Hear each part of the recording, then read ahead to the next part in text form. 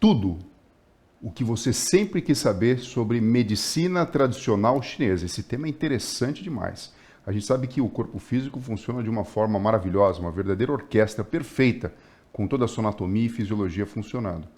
Mas a gente sabe muita coisa e fala sobre a medicina ocidental e a medicina oriental e a medicina tradicional chinesa. Para você entender mais sobre isso, eu recebo hoje a doutora Ana Clélia Matos, especialista em homeopatia e também em medicina tradicional chinesa. Muito obrigado. Imagina, é um prazer estar aqui conversando com vocês. E aí? Bom, doutora Ana, é o seguinte, a gente sabe muito como o corpo funciona, a gente fala, explica sobre isso e a gente sabe que existe uma diferença entre a medicina ocidental e a medicina tradicional chinesa. Qual que é a principal diferença que você vê nessa área do conhecimento? A medicina tradicional chinesa, ela lida com a energia. O universo, o mundo é energia. O Einstein falou, energia é igual a massa vezes aceleração ao quadrado. Então, a energia e a matéria se intercambiam. E a medicina chinesa já sabe disso há muito tempo. Quando eu fui estudar a medicina chinesa, a gente entende que lá 2200, período neolítico na China, eles já tinham uma grande ideia da energia. E eles dividiam essa energia no yin e no yang, que a gente já escutou falar, todo mundo já escutou falar, né? Yin e yang, dia e noite, homem e mulher, quente e frio. E a partir dessa observação da natureza, eles começaram a entender que essa energia yin e yang se intertransformava, interdependia e que isso ocasionava as estações do ano, primavera, verão, outono e inverno. E aí reportaram tudo para dentro do nosso corpo e começaram a correlacionar a energia yin e yang com os órgãos e com os movimentos. Agora sim, pela medicina tradicional chinesa, é verdade que existe um conceito que cada órgão funciona melhor em determinado período do dia? Sim. Cada 2 horas do dia, um órgão ou uma víscera, lembrando que órgão é algo maciço, então é o fígado, o coração, o baço, o pâncreas, o pulmão, isso são órgãos e o rim. E víscera é aquilo que é oco. Então, é intestino, é estômago, é bexiga, é vesícula. E cada 2 horas do dia, um desses órgãos está com baixa de energia e os outros órgãos vão levantar a energia dele naquele momento. Quer dizer, não significa que os órgãos param de trabalhar. Não. Por exemplo, o coração ele trabalha o dia inteiro. Todo. Mas existe um momento do dia, por cerca de 2 Entre horas... 11 e 1 hora da tarde, 11 horas da manhã, 1 hora da tarde, é a hora do yang máximo. Então, é o horário que o coração está sendo nutrido de energia. É o pior horário para fazer exercício. Olha só que interessante. Mas então, vamos lá. Você falou de novo do yang. Tá. Bom, todo mundo sabe o que é o símbolo yin yang, né? Sim. São aquelas duas... Sim, é o que está aqui. Isso, que formam um círculo, aí tem um escuro, um claro, um ponto. O que significa exatamente o yin yang, doutora? O yin e yang. O yang é esse claro do círculo. Vamos botar aqui para aliás, né, vamos falar e passar dica para todo mundo. Livro da doutora, vale a pena. Eu acabei de receber o meu como presente, eu vou devorar esse livro, adoro. O melhor presente que você tem para receber de alguém é um livro. Guia Prático de Medicina Chinesa para Autoconhecimento, Saúde e Bem-Estar. Teoria Chinesa dos Órgãos e Vísceras, Alimentação Oriental. Doutora Ana Clélia Matos. Isso.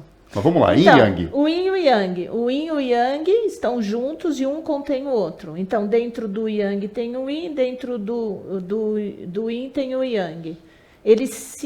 Isso daqui você tem que imaginar, Fernando, tudo muito dinâmico, tudo acontecendo ao mesmo tempo, tudo em movimento. Então, a medicina chinesa, ela trabalha em cima da energia e do movimento. A medicina tradicional ocidental, alopática, é tudo estanque.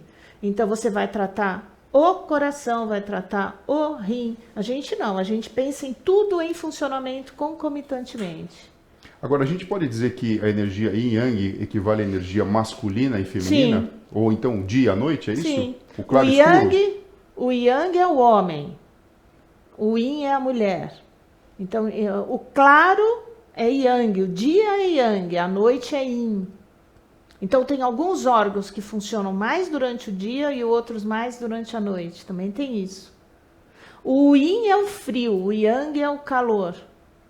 Quer dizer, é muito importante a gente entender esses conceitos para começar a estruturar uma forma diferente do que a gente tem na medicina ocidental de diagnóstico e tratamento. Muda. A gente aprender medicina chinesa muda a nossa visão da vida como um todo. Agora sim, na medicina assim ocidental, a gente aprende que você vai receber o paciente, você vai conversar com ele, e a gente chama isso, essa conversa organizada de anamnese, vai tirar ali a queixa principal, a duração, vai pegar, tirar a história, Sim. vai saber sobre os antecedentes pessoais, também, familiares, tudo igual. e aí você vai para o exame físico. Mas uma coisa que me chamou a atenção é que o exame físico, pela medicina tradicional chinesa, leva muito em consideração 2 elementos, o pulso e a língua. Sim.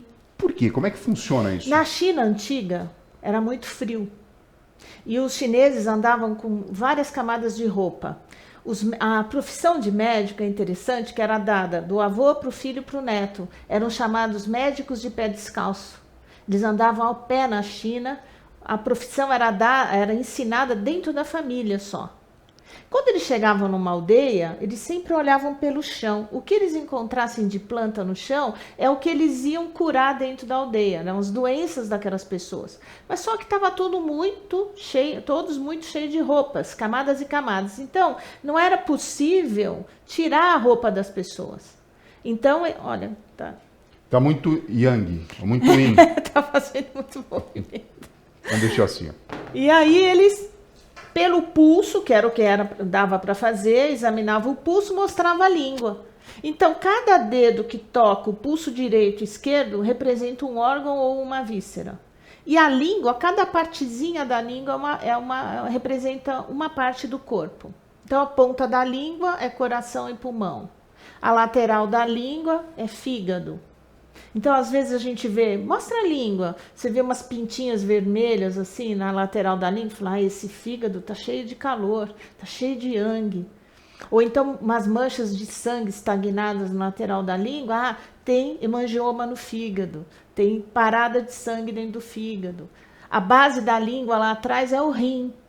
Então, se tem uma saburra branca lá atrás, esse fígado esse rim tá doente.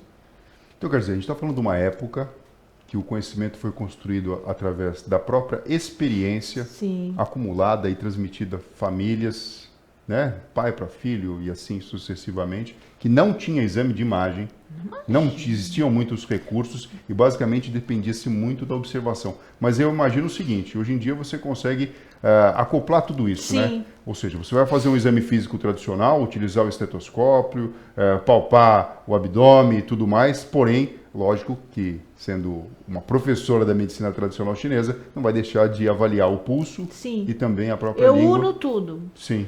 Vai no meu consultório, eu faço anamnese, meço a pressão, faço a ausculta, mas aí eu vou ver o pulso, a língua e eu também vejo a íris, que não tem nada a ver com a medicina chinesa, mas que também é o mapa da pessoa, assim como é a língua, assim como é o pulso.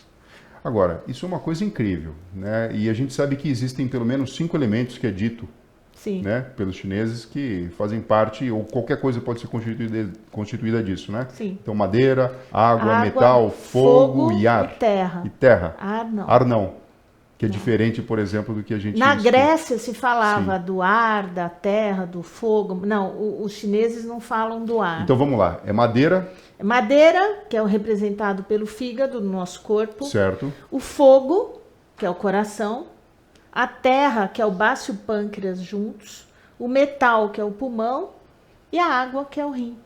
Interessante. E sobre os rins, a gente tem alguns órgãos do corpo em duplicata, mas... Sim. Enfim, a gente sabe que o rim tem um papel fundamental na manutenção e, enfim, durante toda a vida da pessoa. Qual que é a diferença entre o rim direito e esquerdo? Então, nós temos 2 rins. O rim direito é um rim ancestral. Então, o direito? O direito. No momento da fecundação, o espermatozoide e o óvulo se unem, aquilo é uma explosão. É comparado ao Big Bang, de 14 bilhões de anos atrás. É a mesma potência de energia. E aquilo é o Jing, a energia Qi ancestral. Energia Qi, ou Jing ancestral, que vai ficar guardadinho no rim direito. Então, no momento da minha fecundação, meus pais me deram uma potência de Jing para viver 80 anos, 120, o outro 40, o outro 60. Cada um tem o seu quantum, que não repõe, só vai gastando devagarinho. Então, no momento que nasce, corta o cordão umbilical, você já está, na verdade, envelhecendo. Você está usando o Jing para passar a sua infância, adolescência, idade adulta, casar, trabalhar, estudar, de pouquinho. O rim esquerdo, em contrapartida, ele é energizado entre 17 e 19 horas, é o horário que esse tanquezinho de energia do rim esquerdo está baixinho, e os outros órgãos, que é o coração, o baço pâncreas, o pulmão e o fígado, estão mandando energia para o rim esquerdo. Até as 19 horas, essa comporta enche. E a gente vê os pacientes falando, ai, doutor, 5 horas da tarde eu tô acabada, mas depois parece que eu acendo mais tarde, né? Que depois das 19. Aquela quantidade de reserva de rim esquerdo tem que durar até 17 horas do dia seguinte. Se você tem uma vida estressante, conturbada, má alimentação, não faz exercício físico, você gasta aquela energia antes das 17 horas. Então você pode ter uma síndrome de fadiga crônica, uma fibromialgia com dores no corpo todo, um cansaço, até uma certa depressão, pânico, medo, porque o rim é medo. Bom, aí você falou uma coisa que me preocupa, porque se acabou essa energia, a gente precisa de energia para viver, então em vez Você vai roubar do rim direito. E aí você envelhece mais cedo? Envelhece mais cedo. Puxa vida. Envelhece mais cedo. Isso é muito comum hoje em dia, nessa péssima qualidade de vida que as pessoas estão escolhendo ter, porque eu acho que a qualidade de vida é uma escolha, mas você tem que ter um conhecimento, né? E o meu trabalho é ensinar as pessoas a terem esse conhecimento, a conhecerem vocês. Agora, mesmos. doutora, quando a gente fala de medicina tradicional chinesa, a gente imagina muito a questão da acupuntura, porque a acupuntura ela já está incorporada, inclusive, no SUS, e a gente percebe que isso foi um processo lento e progressivo. E é uma especialidade médica. Dentro da medicina tradicional chinesa. É um dos tratamentos. Quais são os outros? Então, primeiro tratamento da medicina chinesa é a fitoterapia, que data aí de 2000 anos antes de Cristo. Bom, fito vem de planta, é aquilo que você falou. O médico chega na aldeia, ele observa o que tem de planta ao redor, porque a partir dali ele vai fazer o remédio a ser aplicado a para planta a pessoa. está sempre perto do homem, não aqui, né? Não, Sim. No asfalto não. Mas na natureza, o homem e a planta estão muito próximos. Então, se tem uma quebra-pedra no chão da aldeia, tem gente com cálculo renal lá dentro. Só que a fitoterapia chinesa não é essa simplicidade. Ao longo de muitos anos, eles não tinham química, né, Fernando? Eles não tinham. Então, eles experimentavam tudo. Botavam na boca, sentiam a temperatura, olhavam o formato das folhas. E eles iam por analogia, por comparação. Então, por exemplo, se você vai tratar uma febre, você tem que dar uma erva fria.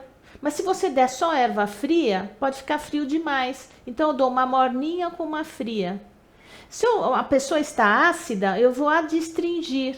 Então, eu vou dar um pouquinho de amargo, um pouquinho de doce. Era essa a mentalidade. E com isso, eles foram criando fórmulas, chamadas até hoje de magistrais chinesas. Então, são fórmulas extremamente equilibradas e que a química e a farmacologia atual não conseguem contestar. São perfeitas.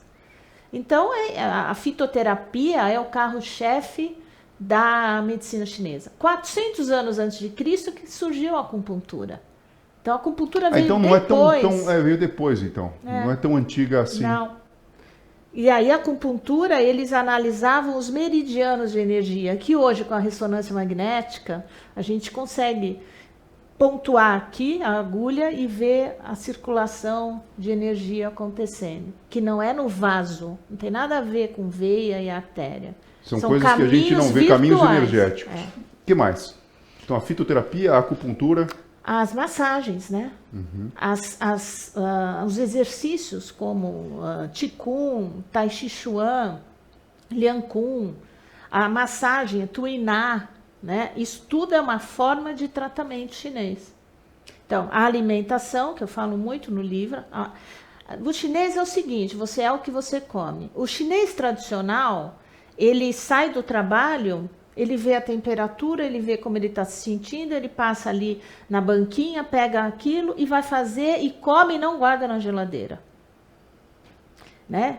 Então, tudo depende da época do ano, se você está na primavera, o tipo de alimento, quais são os seus sintomas, se você está com excesso de fogo no fígado. Aliás, eles dão um super valor para o fígado. E eu falo assim que o fígado é como se fosse o ministro da Casa Civil. para cuidar diretamente do presidente da República, que é o coração. E o fígado é a máquina metabólica do corpo. Então, uma coisa interessante, quando um bebê nasce na China, ele só vai ser registrado após 72 horas. Por quê? A alma entra no corpo e aciona o sistema nervoso autônomo, a alma vegetativa, depois de uns 2, 3 dias. Então, se a criança tem icterícia do recém-nascido, os chineses falam que é a briga da alma para entrar no corpo. Então, depois de 72 horas, ela já fixou no corpo, aí eles registram.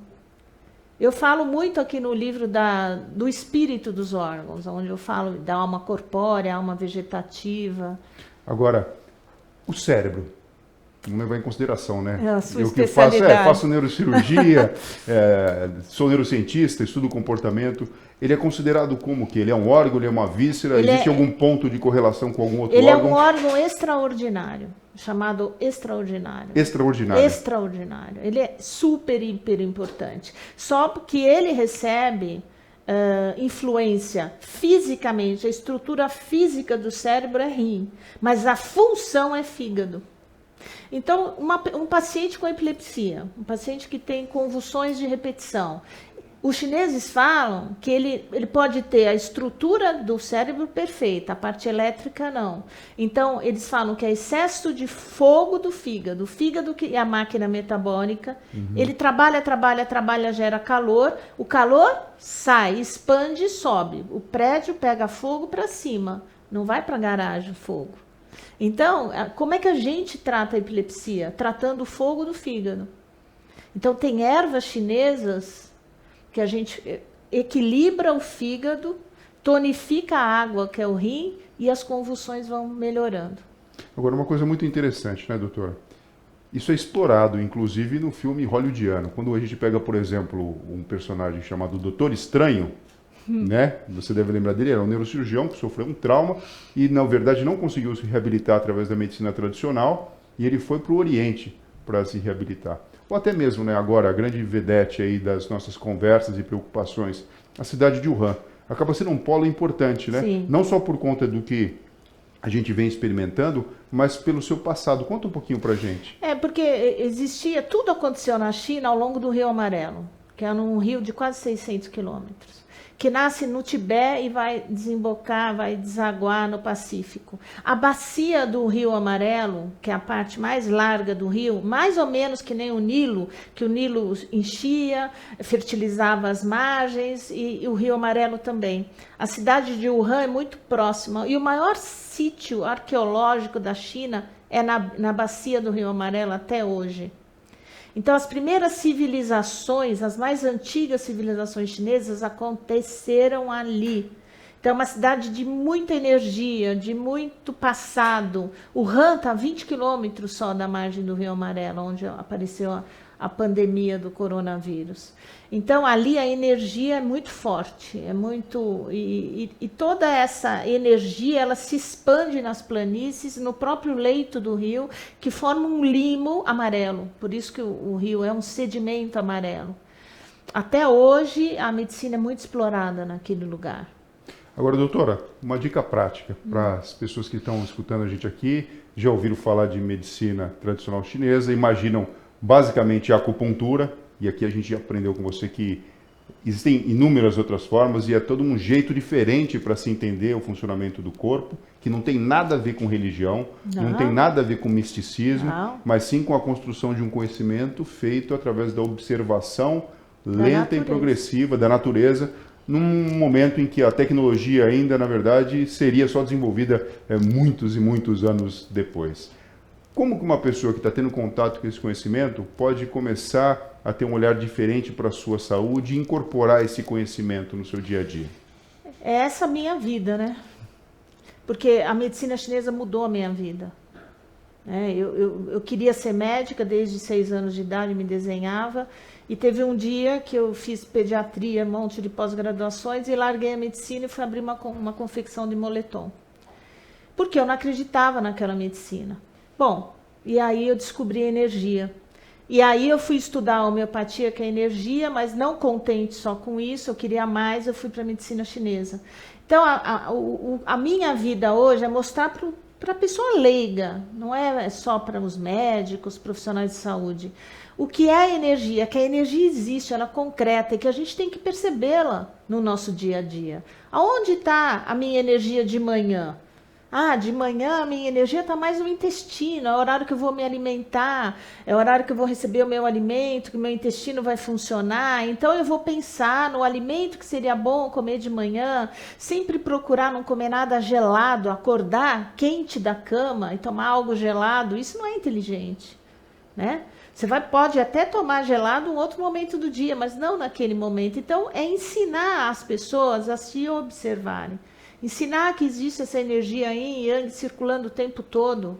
Então, para isso eu fiz o livro, agora o curso de medicina chinesa online para leigos, para você se conhecer, para você escolher que alimento. Então, se está frio, eu não vou comer salada, porque a salada é fria, é úmida, eu vou acrescentar mais frio, já está frio fora. Então, no frio eu vou comer alimento quentinho. Alimentos mais terrosos, alimentos que tenham mais raiz, alimentos mais avermelhados, que tragam mais calor para o meu corpo. Você falando isso, que para mim fica claro, doutora Ana, que assim, existe sempre uma busca do equilíbrio. Sim. Então, e de compensação. Só que para eu fazer isso, eu preciso entender. Não é que nem, por exemplo, essa escolha é muito clara e óbvia, né? Você acordou no quentinho, não vai tomar uma bebida gelada. O dia já está frio, talvez não seja o melhor momento de você apreciar uma salada. Não que você vai tirar os legumes e vegetais da sua dieta, mas naquele momento essa escolha seria mais sábia para você manter a energia do seu corpo equilibrada. Gostei de saber, viu? Eu vou mostrar para vocês, mais uma vez, o livro cheio de yin e yang, da doutora Ana Célia Matos. Ana Clélia. Desculpa, Ana Clélia Matos, Medicina Chinesa. Então, um guia prático de medicina chinesa para autoconhecimento e bem-estar, teoria chinesa dos órgãos e vísceras e alimentação oriental. Então, isso aqui você pode adquirir em qualquer livraria, você pode comprar através da internet. Amazon, Americanas. Bom, eu acabei de receber meu presente, eu vou ler aqui, enfim, e depois a gente pode conversar sobre isso. Doutora Ana, muito obrigado. Foi um prazer. Viu? Namastê. E fico muito feliz de que todos os nossos seguidores possam ter acesso a essa informação. Então curta aqui esse vídeo e deixe seu comentário, compartilhe, vamos levar esse tipo de informação para frente, que é extremamente importante. Todo mundo quer viver mais, todo mundo quer viver melhor e existem diversos métodos que oferecem isso. Obrigada, Fernando, pelo convite. Foi um prazer. Obrigado a você. Bom dia. Pessoal, até a próxima.